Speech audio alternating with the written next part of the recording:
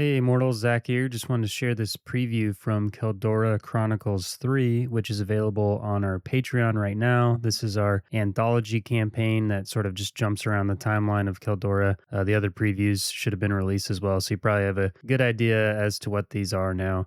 Some of these characters have appeared in the main campaign, if you haven't noticed already. Obviously, it's not essential that you listen to these to understand what's going on, but it does add a little bit more depth to them. And these are just a lot of fun for us. So I just wanted to share this preview with you.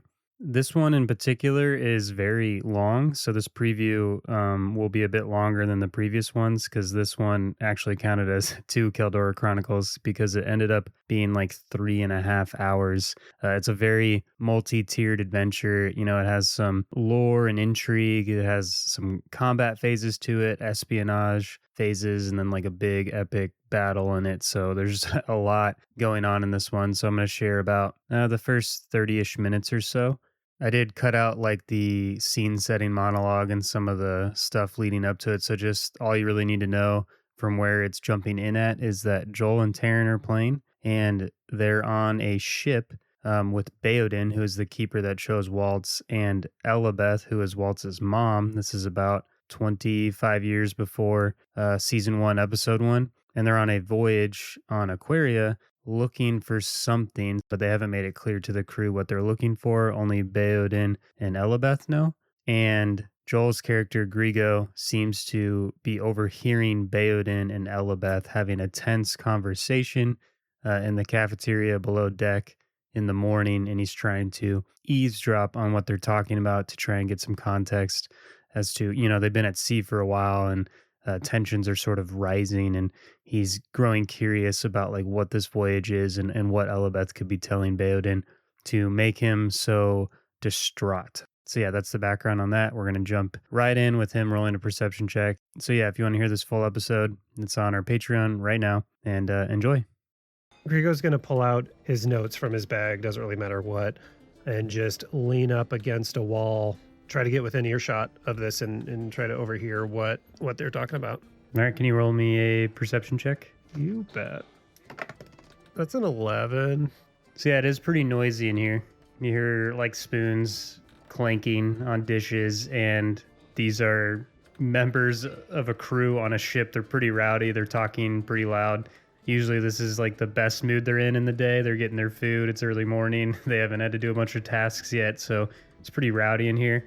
You're having a tough time picking up on like entire sentences, and you're rather just catching words and maybe starting to formulate a idea of what this conversation's about, but you're not super sure if you're correct. But you're getting the sense that from your perspective, it seems like Elabeth is describing a dream to Baodin, and he seems like frustrated by it.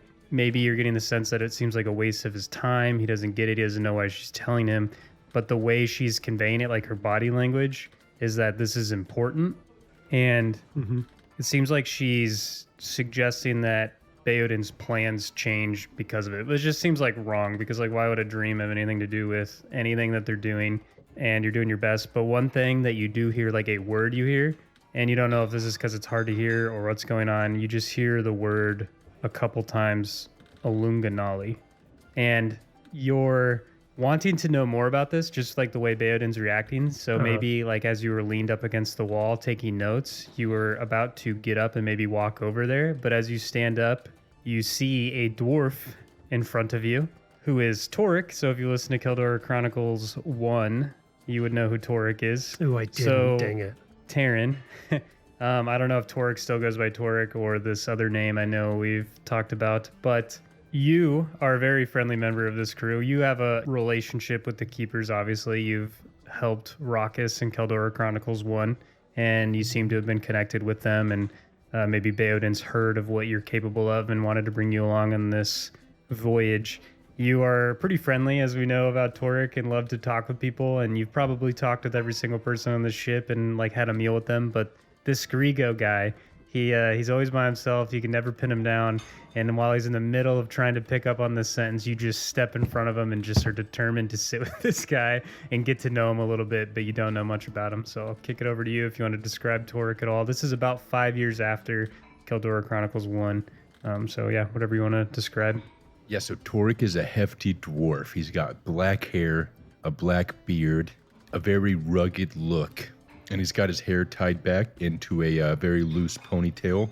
He's got very unassuming clothing on. There's a lot of twigs and branches, leaves, nature stuff. You could tell he spends a lot of time outside and takes care of the bare minimum of his hygiene. Really doesn't care to get...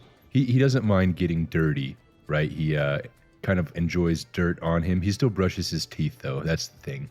So a dwarf that loves to get dirty, that loves to brush his teeth. I was wondering about that. That's the I was like biggest starting thing. to text Joel. I was like, that's gross. This character probably doesn't brush his teeth. And then he said that, so. He does still It's going brush to change his the teeth. course of the campaign. And you'll see on his hip, he's got an Earthbreaker, which is the vertebrae of a Hellbane. Well, maybe you don't know what a Hellbane is, but If they listen to the Codex, they do. if you were to look at it, it looks like the spine of a creature kind of glows a little bit, very faintly right now. But yeah, I basically just said you walked up to Grigo and you're like determined to get to know this guy. So you interrupted his eavesdropping, basically. Friend, how are ya? Grigo has a bit of a frustrated look on his face as he's looking through you at Elabeth and Beodin, and eventually relents as he figured he wasn't getting a whole lot out of that. Hello, I'm alive. How are you? Oh, good friend.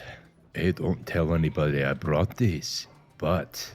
And I'll kind of show that I brought over a hot pot of water and 2 cups. I'll reach into my pocket and pull out some mooncap glow shrooms. They have a faint little glow to them, and I'll crush them up in my hands and just sprinkle them in each little cup and pour some hot water into each. Stir them up a little bit to make some tea. These are very rare where I come from, friend. Don't tell anybody you got it from me. And I'll give him a cup and raise my cup to cheers him. Without saying anything, Grigo will bring the cup up to his nose and sniff it. Is it an offensive smell? Does it smell good? What's it like? It smells earthy and mystical. He likes mystical. Use your imagination to what the heck that means. Grigo will nod at you and take a small sip just to try it out, not committed to it. Okay. You maybe feel a faint, just a little bit of relaxation. That annoyance that you had a little bit earlier, maybe you just feel your shoulders relax a little bit. You're not high or anything, but it's a calming mushroom. It's good. He'll reciprocate your cheers that he didn't before he took a sip. Name's Taurik, friend. And what might yours be? They call me Il Grigo. Old Grigo, the grey one. Very neat. Where are you from, friend?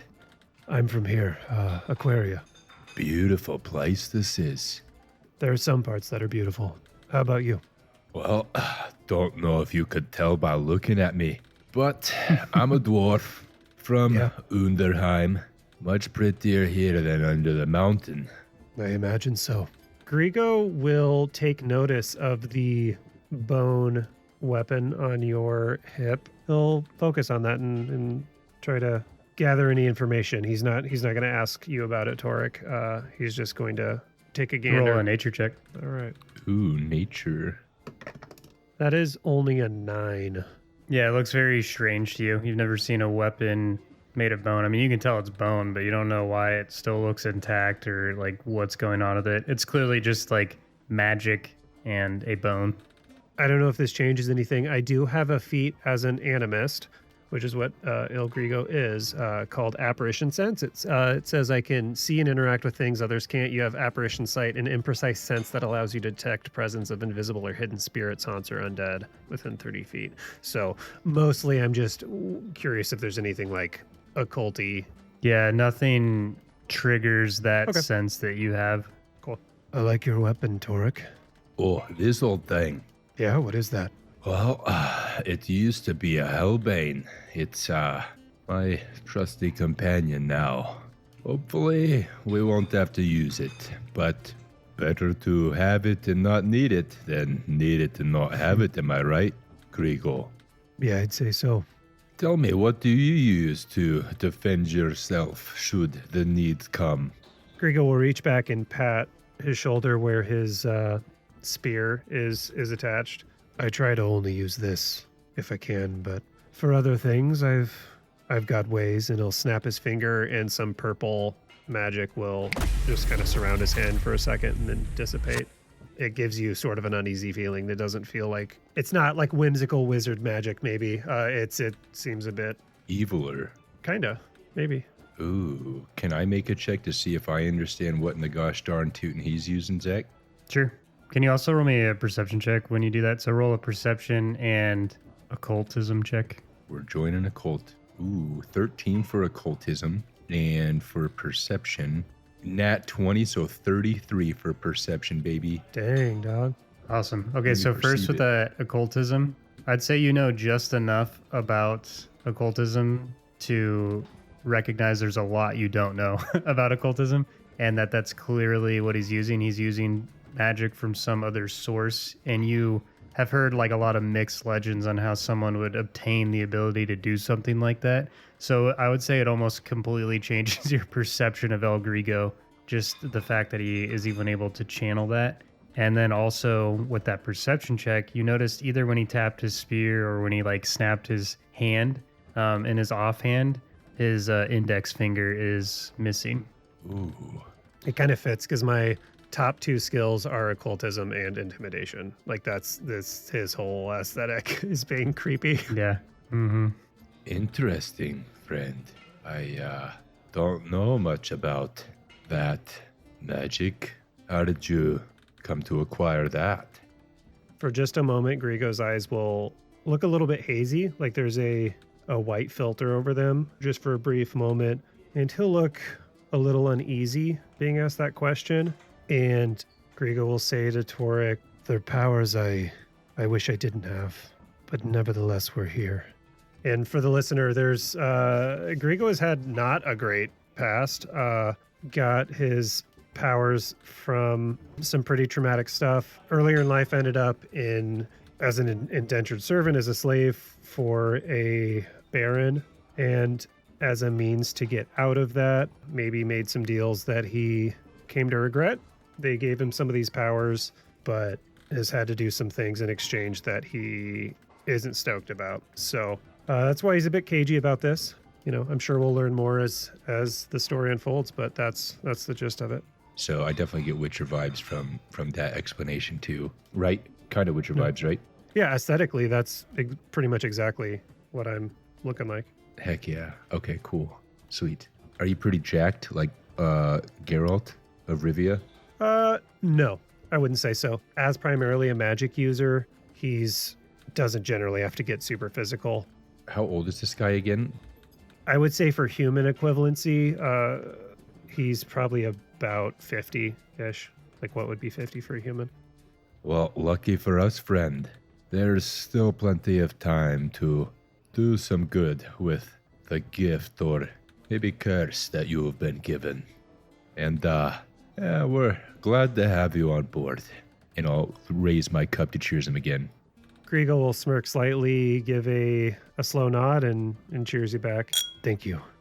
As your cups cheer, you see a shadow loom over both of you, and then look to your left and see Baodin standing directly next to each of you.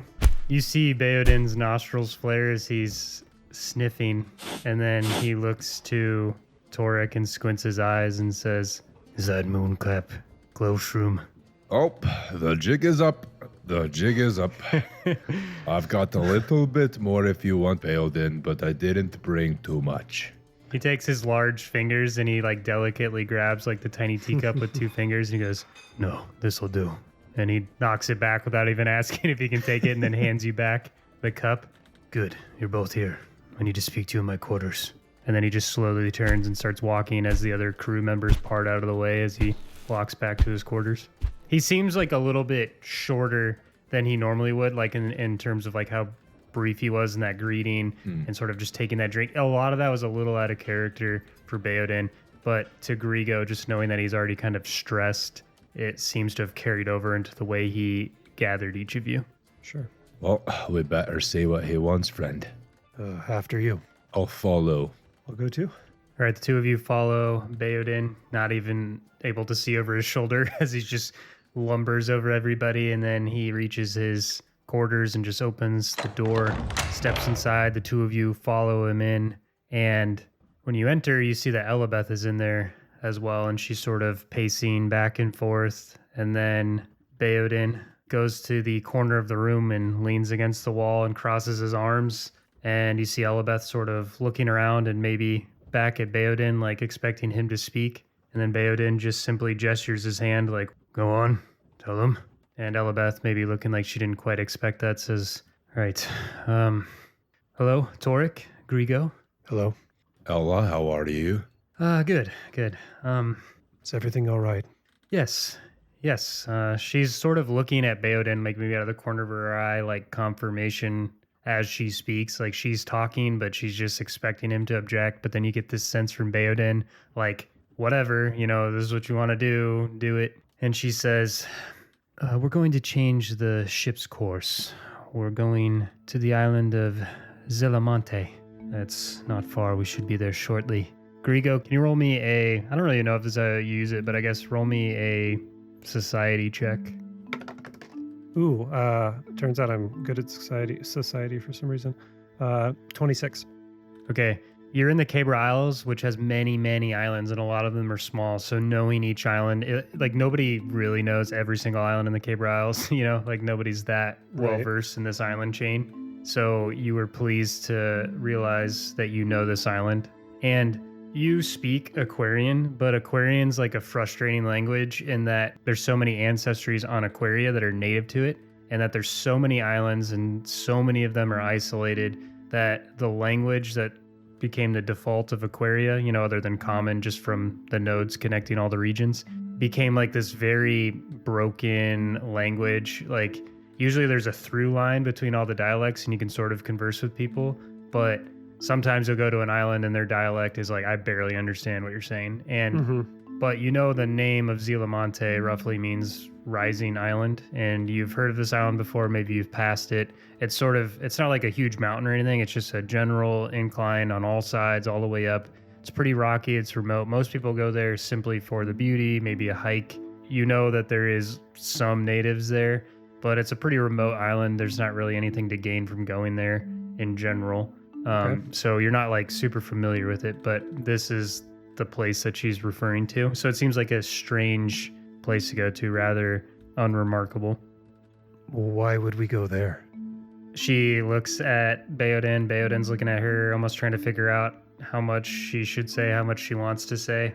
Well, it's no secret we're looking for something here on this voyage, and I believe it may be on this island. Well, I should say they may be on this island. People. Or more specifically, a man, I think. It should be a pretty simple extraction mission. You see Baodin just like shaking his head, like clenching his fist, like he's just like irritated right now. And this is something you're well versed in, right, Grigo? In a way, yes. You see Baodin sort of crack his neck, although don't kill this one. And then he gives you a little bit of a smirk, and then it fades quickly. He knows your history. Huh. While we don't expect you to run into any danger, I would like Torek to go with you as well. From what Dunadas told us, you're very, very capable. Baodin says, if this is so important, I should be going. Elabeth tilts her head and kind of like her shoulders rise, like I've already told you this. She looks to him, but then starts looking to you guys as she starts talking, saying, we don't want to attract attention. Baodin is a Kashriki from Arcta on Aquaria, and he's huge, and he's also a keeper. Like, you guys know he's a keeper. Keepers are being less active in this period of time, but there are enough people that know who a keeper is. And you have gotten a sense of, like, being secretive on this voyage. So, essentially, to Baodin, he's like, this is the reason we're on the voyage. Let me go. But she's saying, not necessary. We just need to go get this person and bring them back.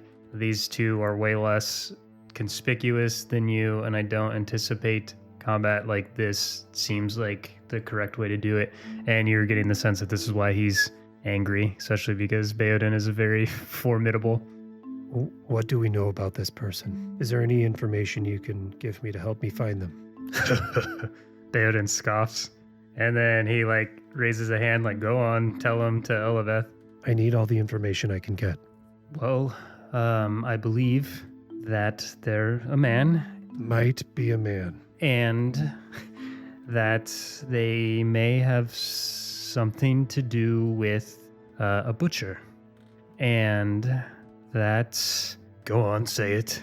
Their eyes are dark like a shadow. Is that it? Sure is.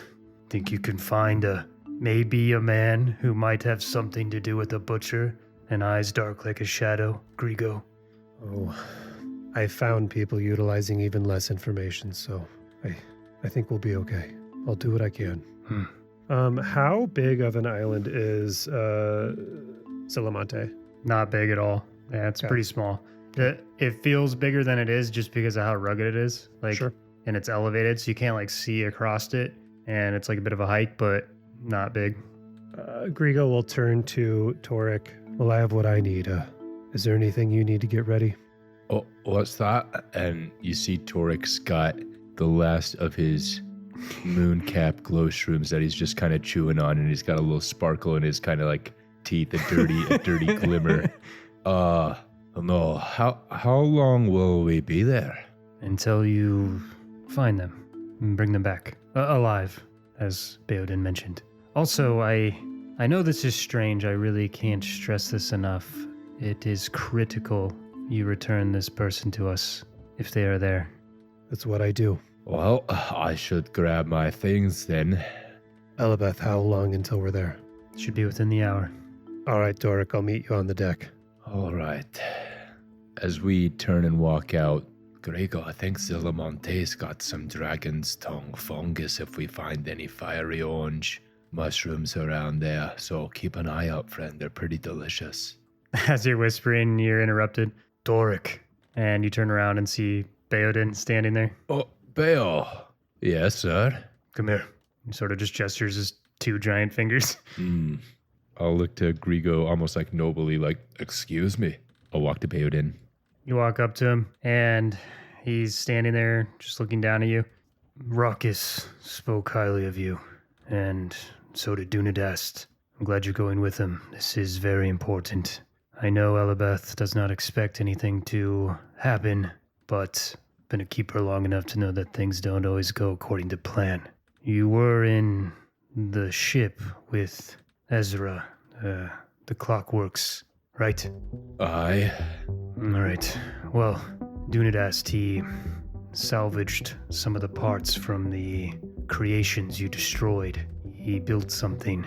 Now, I would hate to use it unnecessarily, but I'd feel better knowing you had the means of deploying it. And he reaches into a pouch and he pulls out just a little sphere with one button on it. And he gently reaches over to you. He says, if you hold this button for 3 seconds and throw it, wherever it lands, we will send something to help you. Understand? Yes, understood. Thank you, sir, and I won't let you down. He's safe with me. We'll be fine, but he is safe with me. Thank you, sir. Don't use it if you don't need it. Seriously. He's like, this is like not an easy thing to make. Like, don't just think like, oh, let's see what this is. Like, he's just like, do not waste this. Yeah, that Dooney Bale, he's created a few fantastic things. You know, he created a floating blanket where you jump out of a ship and saves you from falling. Yes. Also, I should mention, don't be standing near this when you use it. Throw it. Okay? Okay, understood. Thank Right. you, Bale. Then we'll take care of this for you. Yes. And he bows subtly, ready to guide you. And he turns and walks off. And you. And I'll turn back with Grigo. Okay, so the two of you took time to gather any supplies. Each of you have a lesser healing potion, Beauty. courtesy of the Tidewalker, and made your way onto a lifeboat. The Tidewalker has anchored offshore of Zillamonte. There is no docks on Zillamonte. It's not a place that large vessels visit, so they couldn't even really get there if they wanted. But also, you get the sense that they don't want to draw too much attention and just pull up in a huge boat, and so they're a ways off. So you guys are making your way to shore in the rowboat, and like I said, Zillamonte is sort of just a subtle incline all the way around. It's just a small little peak. Kind of looks like a Hawaiian island where it's just like super dense with vegetation, like all throughout it. It's very rocky as well. You may see some waterfalls in certain spots, but you do see a little bit of a beachhead where you would make landfall. And as you guys row your way to shore and drive the boat up onto the sand, you notice there is another rowboat here as well, and a little bit of a trail making its way into the vegetation. It's very dense jungle-like tropical jungle forest, whatever you want to call it. That makes me happy because I feel like I picked correctly when using dragon's tongue fungus. That sounds like something that could be here. Yeah, there's definitely like moss and just like it's very green and like damp here. Torek, look, there's a boat. Oh yeah, that's right. You like we should look for tracks, or where do we go?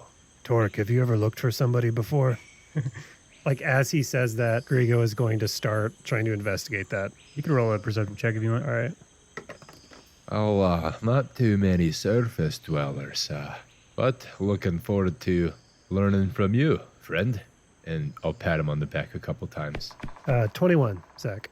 Yeah, this is a pretty small rowboat. There's nothing left behind in it. Sure. It's pretty high quality, though. It doesn't look like they would have been out at sea too long or anything like that. But no, nothing left behind. There are some rather fresh tracks in the sand heading towards the trail. That looks like the best way to make it through. And obviously, like when you look at this trail, it looks like this is the trail because going any other way would be awful, like basically, like Sure. the way the island's laid out. Speaking of tracks, Torek, take a look. And he'll point out the tracks and start walking that way.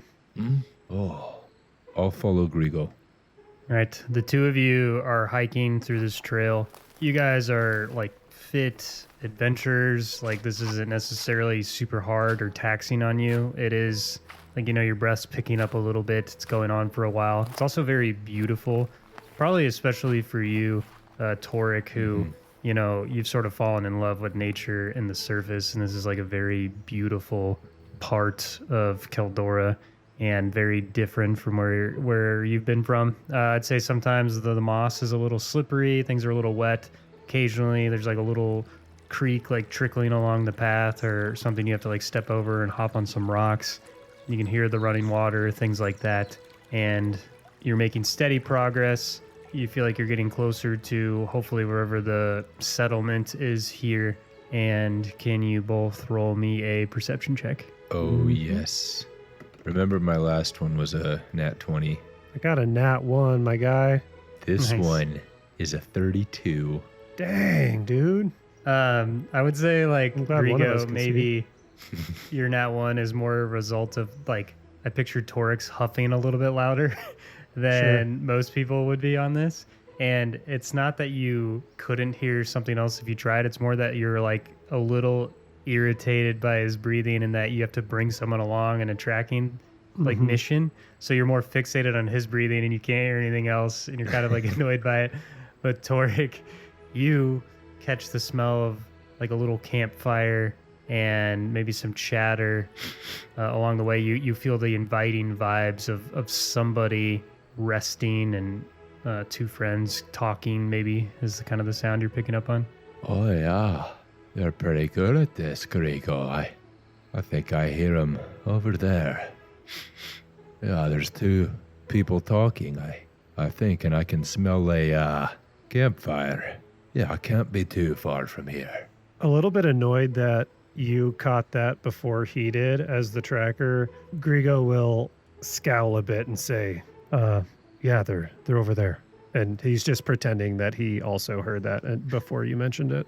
Yeah, I'd say Grigo, as you're getting closer, since Torek tipped you off, you realize he's wrong in the fact, like when he said, like we're almost to like the settlement, you can tell this is definitely, like I guess it more like Torek doesn't really know what you guys are looking for, so he's just like, are we looking for two people at a campfire?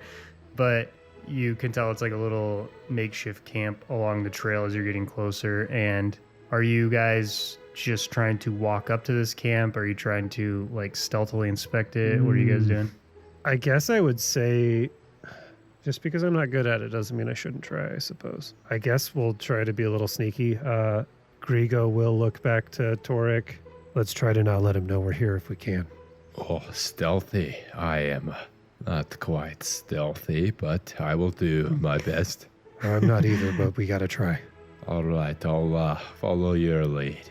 Can you both roll me a stealth check? Yeah. I got a 6. Got a 12, which is honestly pretty good. Torek got better than me. Oh my god. It is weird to have a tracker who's not good at stealth. I'm not exactly a tracker. So maybe the two of you are trying to be quiet, but as you're stepping, like maybe trying to get a little off the path, you quickly slip on like some wet mossy rocks and then maybe like step on some branches, and then Torek maybe stumbles a little bit and you guys kind of bump into each other and Torek's armor clanks and you guys just make way too much noise and instantly hear the chatter stop and two heads sort of turn. Hey, somebody out there? Hey, come on out. Torek, let's just do this. What do you say? Yeah. Okay. And Grigo will just walk out there owning his, I don't know, old man creepy vibes, and just and maybe put a grim face on and walk out The two of confidently. you step back onto the path and maybe come around a bend a little bit, and you instantly see like a big turtle folk, and then on his shoulder is a brown kobold like grabbing onto the back of his shell and looking over his shoulder. And the turtle folk is like kind of has his arms up like he's ready to just punch, like he doesn't know what's going on necessarily. And then he slowly lowers his fist. Oh, it's a little dwarf. And like a pasty guy or something. Huh. Says the kobold. You guys need somewhere to sit. Grigo's eyes will flash white again for just a moment as he uses his intimidating glare feat, which lets me demoralize with a glare. I mean, I'm not necessarily trying to like initiate combat, but that's sort of the vibe I'm going for, as he says, I'm looking for a man with black eyes. So you're trying to intimidate him into instantly telling you what you want? Maybe not instantly telling me what I want, but like the message I'm trying to say is that I'm not here to hang out. I'm serious. I'm here to do something. Yeah. Can you roll me an intimidation check? Yeah. That is a 22. Okay. Well, okay, easy there. You don't need to be rude. We're just offering you a place to sit. Oh, man with black eyes, you say? Yes. They sort of look at each other. The turtle folk just has like two little black kind of specks for eyes, you know? And he's kind of just looking at the kobold who's on his shoulder. Well, heck, you got black eyes. Oh, I do. Yeah, you do. Rudge has black eyes. You don't happen to be a butcher, are you? They both were staring at each other, and then they slowly look at you, Torek. A butcher? Why do you say that? Because we're looking for someone who's got black eyes and has something to do with a butcher of some sort. And I'll take a seat and rest my legs a little bit and kind of pat my legs in the nice seat that they offered. They slowly sit down and they're like side-eyeing each other, and the kobold has his chin up. The sun scale send you? Are we with the Sun Scale? I don't think that would mean anything to you. Okay. I didn't know if that's like the name of like the ship that we were on or something. No, not with them. But you're looking for a butcher? That's right. Why? We're merely servants for one of the keepers looking for a butcher with black eyes. It's not much we had to go off of, but my friend here is pretty good at tracking people, so we'll find them eventually. But, if you guys could offer any help, would save us some time. You see them both kind of like fidget on the log they're on, and they're kind of looking at each other for a long time, and it's a little quiet. The keepers. Well, not all of them, though. Specifically, Beolden, is who we're helping out today. Where is Baodin? Huh? Oh, he could not come to this. No need. Just a Quick search. You see, like, the turtle folk is really not talking. He's kind of just like, you know. And the kobold says, So to be clear, Baodin is not here? I. Okay. And I'm sorry, I'm just trying to... You gotta understand, what's going on here, the order in which you're telling me things is a little strange. So you're telling me Baodin, who's not here, sent you guys to look for a butcher with dark eyes. Why? Listen, when Baildon tells you to go look for someone, you don't really question him. You help out when you can. He's got enough on his plate, and if he could come himself, I believe you, me friend, he would. Grigo, can you roll me a perception check? Golly, that's a 13. Okay. Wouldn't be too hard for you specifically. Maybe as you're seeing these people like kind of look at each other and, you know, respond a little slowly, and they seem to be interested in things you guys are saying, and you've seen their moods change a couple times. While they're talking with Torek, you're probably like looking him up and down a little bit, kind of scoping out what's going on, maybe looking around the camp. And you do notice they don't really have any weapons with them or anything. But as you're surveying the gear that they're wearing, you know, the turtle folk is basically like just shirtless with some shorts on. Sure. Kind of just this lumbering dude. But the kobold has like a little bit of a cloak on them. And on this cloak, there is a pin. And the pin is a golden circle with 3 protruding, like wavy lines on them. And you know that is the sigil of the golden current. Ooh. Seeing this emblem on them, Grigo starts to get a bit angry. There's some feelings festering, and he'll grit his teeth, and his hand will start to reach back towards the spear on his back. He's just going to put his hand on it. He's not drawing it or anything. But it's like you're putting your arm like behind your back and like grabbing a spear. Yeah, putting my hand on it. The kobold who was looking at Torek and kind of having a conversation with him sort of picks up on that and slowly looks and raises his hand. What's going on there, friend? Look a little uneasy. You work for the Golden Current, huh? Oh, you recognize this, huh? Yeah, I do. What is it you do for them? I'm a trader. That's why I'm here. And what is it you trade, Kobold? Whatever they ask me to. Mm-hmm. Ooh, ambiguous. I guess, do we just do it? Torek has no idea what's going on. I know. None. I know it.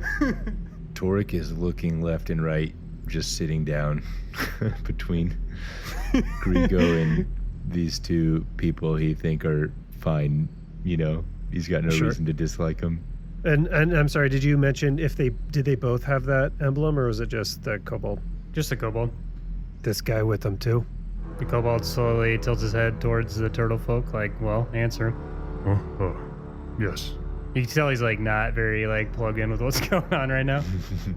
You know, since you're asking me more questions, can I ask you one more question? Sure. And he stands up and then he sort of like grabs onto the back of the shell of the turtle folk and kind of puts like one leg up like he's getting ready to climb on his back. This butcher you're looking for, he a friend of yours? No, I don't even know his name. Okay, well that makes 2 of us. If you find him, what are you gonna do? I don't see why that's any of your concern. Well, depending on your answer, kinda changes the course of this conversation. So if you don't answer, kinda have to assume the worst, you know? Well, I'm not gonna kill him if that's what you're concerned about. Great. Can you roll me an athletics check? Yeah. Ooh, it's initiative, I bet. Can you do it as well, Torek? 23. LFG. There it is. LFG. 3. Right when the kobold says, great, the turtle folk who seem to be very out of the situation instantly just stands up and swipes his arm and is going to just try and backhand fist Torek, who was just sitting there minding his own Oh, dang. business. So, What a jerk. yes.